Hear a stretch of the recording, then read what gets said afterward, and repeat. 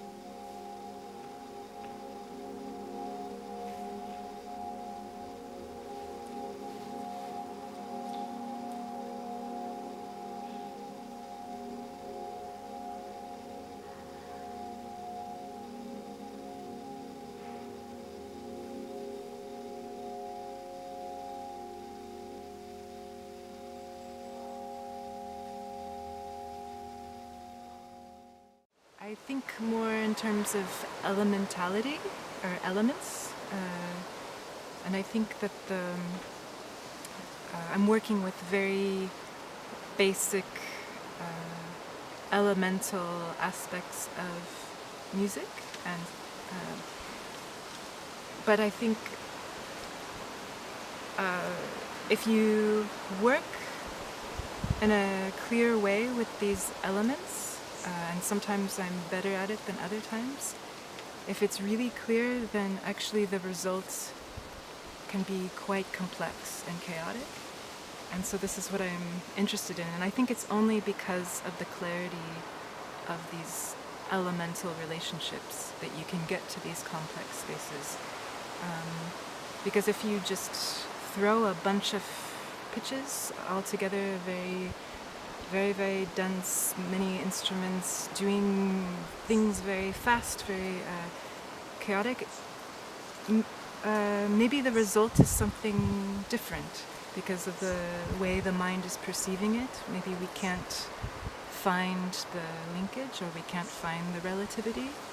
But if we can reduce it to a point where we can really discern the relationships between these elements, then we start to reach our limits of perception, and we start to deal with real tangible limitations. So sometimes in my work I'm dealing with extreme density also.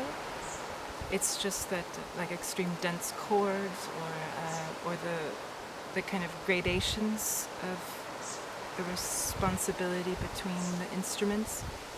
Even if it might look very basic on page, just the way it's you have to then approach it in reality is quite, you have to account for all variability. So the chaos opens even with the most reduced elements.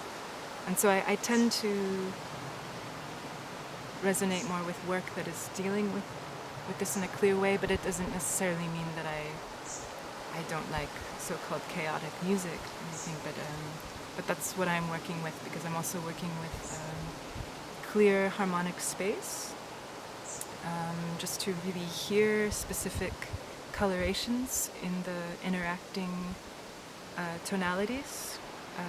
I'm really a tonal composer because I'm working with tone, and how one person's tone affects the other person's tone, and then also, like what I presented today, a new element in my work is filtering the outside, or filtering the surrounding space to where we're listening. And it's not necessary, but sometimes it creates an interesting peripheral element to our listening space, so that it directs the interaction between outside inside, and flattens it in a way, in a sense, flattens the perspective into the space that we are listening, so that then when we hear an airplane going over, it makes a curve through the harmonic space into the musical piece. And so one thing I talked about today was the long introduction form, and specifically I played a recording of Zia Mahwirin Degar, and to me he's one of my favorite classical composers, and so in his music he makes an introduction to the composition over a period of around 45 minutes. And this is also the length I'm most interested in my compositions. It's the ideal length for me at this moment.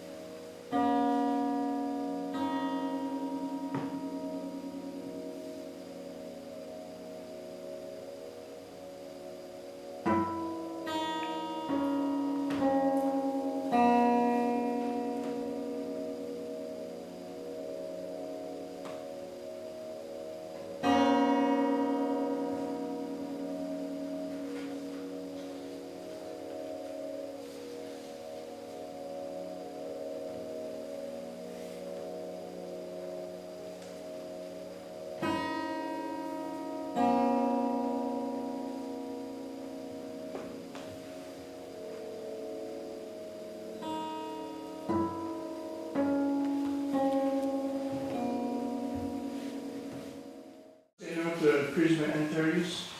This is no. This is actually the original piece that I used. This kind of this filter concept. It was before this series. The series is more recent. This is from 3 years ago. And I suppose the instrumentalist has to follow a chronometer, huh? No. How does he keep it in time with the program? No. It's just going through a cycle of chords. It's always cycling back, and it's always a little bit different each time, overlapping.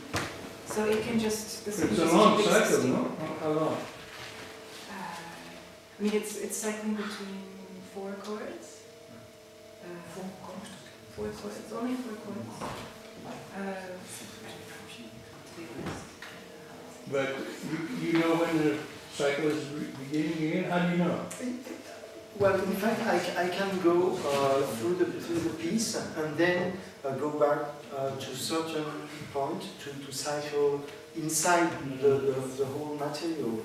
It's So actually, it's, yeah. this piece, there's a linearity to it. And actually, he could play it all day if he wanted to. Oh, he doesn't have to keep in sync with the... No, 4 but chords. it's cycling in parallel. Because the chords sometimes are aligned with what he's doing and sometimes off. Oh, okay. But at each portion he cycles, at some point it will be aligned. But in the other piece, everything was coordinated. Everything is coordinated. So yeah. you had to watch chronometers, I suppose. Yeah, and that piece we're following, we know which chord we're in. So it says chord 1, 2, 3, 4, 5. This one is just cycling between. You had clocks? It's just showing on the screen. We're not seeing. You were watching We're the not seeing screen. the passing time, just the chords. You could see the screen. Yeah. And the idea is that so when the decays are shorter, they should move faster so that they accumulate together. And then when it's more resonant, you can give it more space within the phrases. Mm-hmm. But for me, it's the first time I play with the environment. Yeah. So it affects, of course, a lot the speed.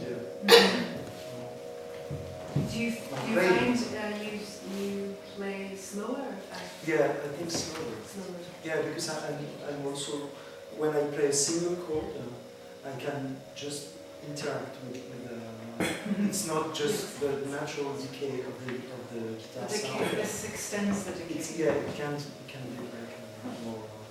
Yeah, I feel like it's more extended. Mm-hmm.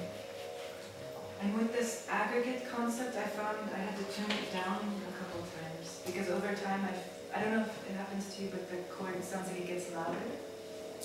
Yeah. Oh, yeah. As it goes along, even if it's not loud. It's I mean, it depends on the environment, but it's Yeah, I think it has When to he be was stopping. very, very, very low. so that it has Because- time to. But yes, because also as it's continuous, you will always perceive It's always the coming back. environment. Yeah. But it It's was inner space. Mm. like what I was experiencing, it was like, I guess the volume wasn't changing, but when Didier was playing, like with the decay of his sound, then like I had the impression it was like Yeah. the volume was Yes. coming up, but it's just the listening. Yes, and this process. is where I feel like the flattening happens. What would be the difference if you were in a city and the sounds outside were noisier? Yeah, what happens is it should be much quieter, and because there's more waves to it, so the volume will go. And if there's a sharp attack, then you hear certain, more like a harp, like you hear certain points in the Oh, yeah. chord.